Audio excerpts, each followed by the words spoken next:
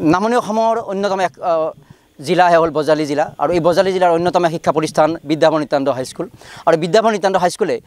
সম্প্ৰতি ভৰি দিছে মহাৰাজা জয়ন্তী বৰ্ষত আৰু এই মহাৰাজা জয়ন্তী বৰ্ষৰ বাবে এই বিদ্যালয়ৰ তৰফৰ পৰা বিভিন্ন পৰ্যায়ত প্ৰস্তুতি চলোৱা হৈছে আৰু সুখৰ খবৰ এইটোৱেই এই জয়ন্তীবিলাকে উৎসৱবিলাকে আমাৰ প্ৰাক্তন ছাত্ৰ ছাত্ৰীসকলক এক কৰাত ভূমিকা পালন কৰিছে আমি ধন্যবাদ দিব লাগিব 1997 চনৰ এই বিদ্যাভৱন নিত্যানন্দ হাইস্কুলৰ যিসকল ছাত্ৰ ছাত্ৰী তেওঁলোকে লগ হৈ এই মহাৰাজা জয়ন্তীক আলম লৈ এই বিদ্যাভৱন আৰু এই অঞ্চলৰ বাবে কিছু কাম কৰাৰ পদক্ষেপ তেওঁলোকে গ্ৰহণ কৰিছে আৰু আজি আমি সেই দৃশ্য দেখুৱাইছোঁ এয়া হ'ল 1997 চনৰ বিদ্যাভৱন নিত্যানন্দ হাইস্কুলৰ সমূহ ছাত্ৰ ছাত্ৰী আৰু কৈ গৌৰৱ লাভ কৰিম যে এই সুন্দৰ এটা ফটো ফ্ৰেমত আবদ্ধ হৈ আছোঁ ময়ো তেওঁলোকৰ মাজৰ হয় কাৰণ ময়ো প্ৰাক্তন ছাত্ৰ আমাৰ সকলো ইয়াত আছে আমি এই মহাৰাজা জয়ন্তীৰ বাবে বা এই গ্ৰুপটো সংযোগ কৰাৰ ক্ষেত্ৰত যিসকল ভূমিকা পালন কৰে প্ৰথমতে ধন্যবাদ জ্ঞাপন কৰিছোঁ আমাৰ ডেমক্ৰেচি লেভৰ তৰফৰ পৰা আৰু প্ৰথমতে মই বিচাৰিম এই গোটেই চিন্তাটোৰ আঁৰত থকা প্ৰথমগৰাকী ব্যক্তি হয়তো কেইবাগৰাকীও আছে প্ৰথম হিচাপত বিশ্ব আছে আমাৰ ডক্টৰ সুৰজিৎ দাস মণ্টু আছে আমি যদি বিশ্বকে পাওঁ যদি প্ৰথমতে যে এই গোটেই উদ্যোগটোৰ জৰিয়তে কি বিচৰা হৈছে আৰু আমাৰ যিখিনি প্ৰাক্তন সতীৰ্থসকলৰ এই সংযোগৰ জৰিয়তে সংযোগ হ'ব আমি খানা খাম এইটো হৈ থাকিব ইয়াৰ পৰা ৰিজাল্ট কি হ'ব কি ইম্পেক্ট আশা কৰা হৈছে কেনেকুৱা প্লেনিং কৰা হৈছে নমস্কাৰ মহাৰাজা জয়ন্তীৰ এই আলম লৈ আমাৰ 1997 চনৰ যিখিনি আমি বেটছৰ এই মেট্ৰিক কেণ্ডিডেট আছিলোঁ এই আমাৰ বেটছটো লগ হৈ এটা নৰ্মেল আজি আমি এটা গেট টুগেডাৰ টাইপ কৰিলোঁ আৰু মহাৰাজা জয়ন্তীত আমি কেনেকুৱা কি প্ৰস্তুতিতে আমাৰ বেটছটোৱে কেনেকুৱা এটা এই সহযোগ কৰিব পাৰে তাৰ ওপৰত এটা হেল্ডি ডিছকাশ্যন হ'ল আৰু তাৰ পৰা আমি সকলোকে বহুখিনি আজি বহুত বছৰ মূৰত লগ পালোঁ সেইটো এটা আমাৰ সৌভাগ্যস্বৰূপ আৰু এই যিটো মহাৰাজা জয়ন্তীৰ কাৰণে আমি কেনেকুৱা কি প্লেনিং হিচাপে মানে 97ৰ বেটছ হিচাপত এটা টিম হিচাপত আমি এটা ভাল মেণ্টেলি ফিজিকেলি ইম'শ্যনেলি এটা আৰু ফাইনেন্সিয়েলিও এটা ভাল এটা অনুদান যোগোৱাৰ কাৰণে আমি সকলোৱে পুৰা আজি মনস্থিত কৰিছোঁ গোটেইকেইজনে আমি সেই কৰি এটা ভাল অনুদান এটা এই সংযোগৰ জৰিয়তে আগন্তুক সময়ত আশা কৰিব পাৰোঁ যে এইটো আলম হওক এই আলমৰ জৰিয়তে আমাৰ সংকল্পবিলাক আৰু দৃঢ় হওক ধন্যবাদ জ্ঞাপন কৰিছোঁ আমি মণ্টুৰ কাষলৈ যাম আমাৰ কেইবাগৰাকীও মহিলা সদস্য আছে বিভিন্ন প্ৰান্তৰ পৰা আহিছে তাৰ পূৰ্বে কেইগৰাকীমান প্ৰথম চিনাকি এটা হৈ ল'ম প্ৰথমতে তাৰপাছত আমি আকৌ বক্তব্যৰ মাজলৈ যাম আমি এইফালৰ পৰা যাব পাৰোঁ এবাৰ নামটো কৈ দিলে হ'ল মোৰ নাম কংকন মেধি আমাৰ সতীৰ্থ মোৰ নাম শ্ৰী প্ৰণৱ কুমাৰ দাস বিশ্ব গমে পালোঁ হেৰি নিতুল নে নিপন মই নীপ মেধি আমাৰ শ্ৰী মনোজ পাঠক পংকজ কলিতা অনুপ্ৰভা কলিতা শিখা শৰ্মা মীনাক্ষী দাস সুনিতা বৰুৱা ৰমি ডেকা আৰু আমি নাম ক'ব লাগিব কিন্তু এই নামৰ মাজত আৰু কথা থাকিব আমি এইবাৰ যদি মহিলা সদস্য আমি শিক্ষাৰ পৰা আৰম্ভ কৰোঁ এই যিটো মিলাপ্ৰীতি এই মিলাপ্ৰীতিৰে আমি নিশ্চয় কিবা এটা কৰিব পাৰোঁ তো আজিৰ মিলাপ্ৰীতিৰ অৰ্থটো কি হ'ব আমি এটা মানে ভাল কিবা কৰাৰ উদ্দেশ্য থাকিল কেনেকুৱা লাগিছিল বহুত বছৰ মূৰত চবকে লগ পাই বিৰাট ভাল লাগিল স্কুলৰ কথা কিবা বহুত পুৰণা কথা মনত পৰিল পুৰণা স্মৃতি মীনাক্ষী আছে মীনাক্ষী কি ক'বা গোটেই 5 to 10 বিদ্যাভৱন আছিলে আৰু এতিয়া মিলাপ্ৰীতিৰে আকৌ নতুনকৈ এটা আগবঢ়াৰ চেষ্টা কৰা হৈছে গতিকে আজিৰ যিখিনি সংযোগ এটা হ'ল এই সংযোগে নিশ্চিতভাৱে উৎসাহিত কৰিছে আজিৰ লগ হৈ আমি বহুত আনন্দিত হৈছোঁ আগৰ পুৰণা কথাবিলাক মনত পৰিছে যথেষ্ট সুখী আৰু এই মহাজয়ন্তীত তাৰমানে আমি আমাৰ ফালৰ পৰা আমি যিমানখিনি মানে সহায় কৰিব পাৰোঁ আমি চেষ্টা কৰিম মনটো আহিব লাগে এবাৰ মনটো আহা তেতিয়া কথাটো এই আৰম্ভণি যিকোনো কথাৰ আৰম্ভণিত সৰু হওক ডাঙৰ হওক আৰম্ভণি চিন্তাটো ডাঙৰ কথা আমি আহিছোঁ কিবা কৰি আহিছোঁ আমাৰ কাৰণে সুযোগ তো এই চিন্তাটো কেনেকৈ আহিল যে আমি এনেকুৱা এটা লগ হ'ব লাগে কেনেকৈ এইটো আগবাঢ়িল ডেভেলপমেণ্টটো কেনেকৈ নমস্কাৰ মই ডক্টৰ সুৰজিৎ দাস আমি সিদিনা দুসপ্তাহ আগতে আমাৰ পংকজ কলিতা বিশ্বজিৎ আৰু আমাৰ গ্ৰুপৰ বহুতেই মানে এটা মানে প্ৰপ'জেল দিছিলে আমি লগ হ'ব লাগে গোটেইখিনিয়ে এতিয়া বিভিন্নজনে বিভিন্ন ধৰণৰ হেৰিয়ত প্ৰফেশ্যনত আছে চবৰে বহুত পাৰ্থক্য আছে আমি কিন্তু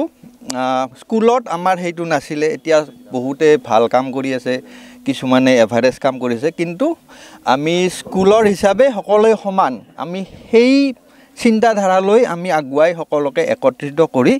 আমি কিবা এটা মহাৰাজত জয়ন্তী উপলক্ষে কিবা এটা আমি স্কুলৰ কাৰণে কৰিম আৰু আমি ইয়াত গ্ৰন্থমেলাৰো কিবা এটা আয়োজন কৰিম বুলি যদি সম্ভৱ হয় এই মৰম কুমাৰে আমাক সেইটো প্ৰপ'জেল দিছে চ' সেনেকৈ আমি আগবাঢ়িম বুলি 97 এইচএছ বেটছ আমাৰ হাইস্কুল বেটছৰ উদ্যোগ 97 হাইস্কুল বেটছৰ উদ্যোগত চ' এইখিনি কৈয়ে মই সকলোৱে সহযোগ কৰিছে আৰু সকলোৱে সহযোগ কামনা কৰিছোঁ নিশ্চিতভাৱে সুন্দৰ বাৰ্তা আৰু এই ইতিবাচক বাৰ্তাৰে আমি আগবাঢ়িব পাৰোঁ আমি বহু কিবা ডাঙৰ কিবা কৰিলে যে সমাজ সেৱা হয় কিবা এটা কৰা এইটো নহয় আমাৰ সামৰ্থ্যৰ ভিতৰত যি কৰিব পাৰোঁ পংকজক সুধিব বিচাৰিছোঁ বিদ্যাভৱন সম্পৰ্কতে আভাস দিব লাগে যাতে অসমে গম পাওক যে বিদ্যাভৱন এনেকুৱা এটা ঐতিহ্যমণ্ডিত বিদ্যালয় এখন আছে ইয়াৰ বিভিন্ন ইয়াতে অৱদান যোগাইছে বিদ্যালয়খনে তো বিদ্যাভৱন সম্পৰ্কে কি আভাস দিব পাৰি বিদ্যাভৱনৰ আভাস বুলি ক'ব লাগিলে আমি ইয়াত যিবিলাক আমাৰ বেটছৰে বা আমাৰ পুৰণি যিবিলাক আছিল এতিয়া সেইবিলাক ল'ৰা ছোৱালী বা দাদাসকলে বা বাইদেউসকলে অসম নহয় গোটেই ভাৰতবৰ্ষতে আজি বিভিন্ন সংস্থাপন হৈছে কোনোবাই চাকৰি কৰিছে কোনোবাই ডাঙৰ ডাঙৰ উদ্যোগপতি হৈছে বহুত আছে এতিয়া যদি ক'ব লগা হয় গোটেই ৱৰ্ল্ডত আমাৰ বিদ্যাভৱন নিত্যানন্দ হাইস্কুলৰ ছাত্ৰ ছাত্ৰীয়ে সিঁচৰিত হৈ আছে আৰু আমি তাক লৈ আমি গৌৰৱ কৰিব পাৰোঁ নিশ্চিতভাৱে আমি মুকুল আছে মুকুলকত অকণমান ছাৰসকলক মন্থন কৰিব লাগে আমাৰ জৰিয়তে কি ক'বা যে আমিতো সৌভাগ্যৱান যে সেই ধৰণৰ সুশীল শৰ্মা ছাৰ পাটগিৰি ছাৰক পাইছিলোঁ ছাৰসকলৰ কথা কেনেকৈ মনত পেলাব পাৰি আচ্ছা এই চাগতে ডেমক্ৰেচি লাইভক মই বহুত ধন্যবাদ জ্ঞাপন কৰিছোঁ তেওঁলোকে গুৱাহাটীৰ পৰা আহি ইমান ধুনীয়া এটা অনুষ্ঠানত অংশগ্ৰহণ কৰিলে আমাক উৎসাহিত কৰিলে এইটো আজি আমাৰ অনুষ্ঠানটো এটা ঠিক গেট টুগেডাৰ পাৰ্টি কিন্তু ইয়াৰ পৰাই ডেমক্ৰেচি লাইভে অনাগত মহাৰাজত জয়ন্তীৰ কাৰণে অলপ হ'লেও গোটেই অসমত প্ৰচাৰ কৰক আমাৰ হাইস্কুলৰ নামটো গোটেই অসমে যাতে গম পাওক কেনেকুৱা উজ্জ্বল হাইস্কুল এখন আমাৰ মাজত আছে আৰু ছাৰ বাইদেউসকলৰ কথা ক'ব লাগিলে আমি ইয়াতে জানো আমাৰ শ্ৰদ্ধাৰ শিক্ষাগুৰু পাটগিৰি ছাৰ সুশীল শৰ্মা ছাৰ যিমান কষ্ট সহকাৰে আমাক শিক্ষাদান কৰিছিলে বোধহয় সেই শিক্ষাদানৰে কিজানি ফলশ্ৰুতিত আজি এই বিদ্যাভৱন গঢ় লৈ উঠিছে গতিকে এই চগতে তেওঁলোকক বৰ্তমান জীয়াই থকা আৰু স্বৰ্গগত ছাৰক বাইদেউসকলৰ আত্মাক এই চগতে মই সশ্ৰদ্ধ প্ৰণিপাত জনাইছোঁ ধন্যবাদ আমি আমাৰ মাজত এক বিশেষ ঘটনা ঘটিছিলে আমি যেতিয়া পঢ়ি আছিলোঁ সেই ঘটনাৰ নাম হ'ল নৱজিৎ ৰয় আৰু নৱজিৎ হ'ল গোটেই পৃথিৱীৰ মানে সংগ্ৰামী মানসিকতাৰ মানুহৰ বাবে এটা আদৰ্শ আচলতে তো যি পৰ্যায়ত তেওঁ মেট্ৰিকৰ পৰীক্ষা লিখি পাছ কৰি পৰৱৰ্তী সময়ত তেওঁ বশিষ্ঠৰ এতিয়া এইখন ব্লাইণ্ড স্কুল আমাৰ দৃষ্টিহীন বিদ্যালয়ৰ শিক্ষক হিচাপে তেওঁ কাৰ্যনিৰ্বাহ কৰি আছে গতিকে ভাল কবিতাও লিখিছিলে তো আমি আজি বিটাৰ মোমেণ্ট আমি ৰিকালেকশ্যন নকৰোঁ আমি আজি কৰোঁ যে ভাল কথা ক'ব লাগে যে বিদ্যাভৱনে কি স্মৃতি বুকুত সদায় থাকে বিদ্যাভৱনলৈ কি স্মৃতি থাকে অকণমান নমস্কাৰ আমি ডেমক্ৰেটিক লাইফৰ সমূহ ভিউৱাৰ্ছক নমস্কাৰ জনাইছোঁ আৰু মহাৰাজত বিদ্যাভৱন হাইস্কুলৰ মহাৰাজত জয়ন্তীৰ এই শুভ বৰ্ষত আমাৰ 97 বেটছৰ যিখিনি সহপাঠী তাৰে এজন ময়ো আছিলোঁ আৰু আজি